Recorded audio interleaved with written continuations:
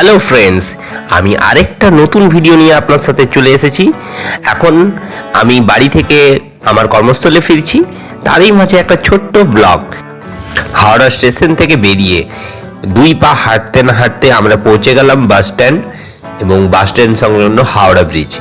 এই যে হাওড়া ব্রিজ আপনারা দেখতে পাচ্ছেন, এটা 1936 সালে ইংরেজ আমলে কাজ শুরু হয় এবং কমপ্লিট হয় 1942-এ, বাট এটা কমিশন হয় 1943-এ। আর এই ব্রিজটা একটা ক্যান্টিলিভার ব্রিজ এবং এর দৈর্ঘ্য 705 মিটার। তো তখনকার সময় অনুসারে এটা একটা আশ্চর্যজনক আবিষ্কার বা সৃষ্টি বলতে পারেন। আর এই সৃষ্টির মুখ হয়েছেন কলকাতা এবং হাওড়া যোগাযোগ এই ব্রিজটার উপরেই টিকে রয়েছে। তখনকার সময়ে এটাই একমাত্র ব্রিজ ছিল। ব্রিজটা আজও সমানভাবে কাজ দিয়ে এসেছে 80 বছর নাগাদ।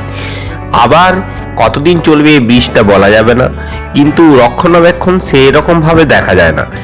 বিভিন্ন দেশের বিভিন্ন যে ঐতিহাসিক ধরোহর বা ঐতিহাসিক বাস্তুকলাগুলোকে যে লাইটিংয়ের মাধ্যমে সাজিয়ে তোলা হয়, এখানে তার হাতছানি দেখা যায়। রাত্রেবেলায় এলে এর কিছুই আপনি দেখতে পাবেন না দূর থেকে, একটা টিম করে লাইট ছাড়া। তো আমি আশা করব।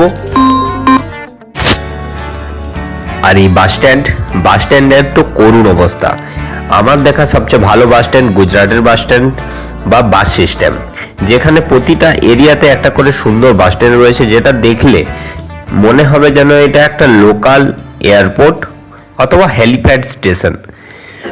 আমাদের এই বাস স্ট্যান্ডে বাইরের যখন পর্যটকরা আসেন, তখন চারিদিকে নোংরা আবর্জনা মূত্র বিসর্জন দেখে ওনারা ইন্ডিয়ার প্রতি যে একটা নেগেটিভ পার্সপেক্টিভ তৈরি হচ্ছে, যেটা কিনা খুবই অসহ্যজনক।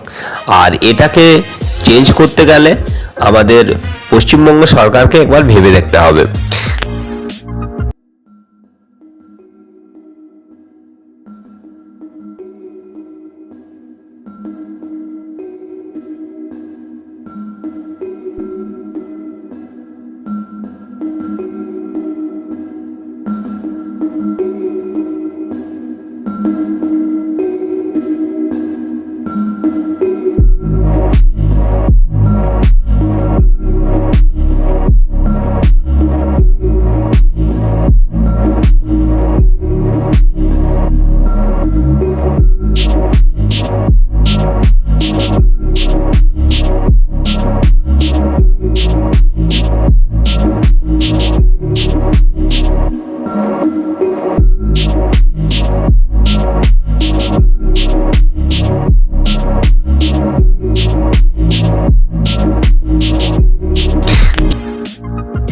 আমি আমার বাস খুঁজে চলেছি, ব্যারাকপুর যাব, আর আশা করি বাসটা আমি খুঁজে পেয়ে যাব।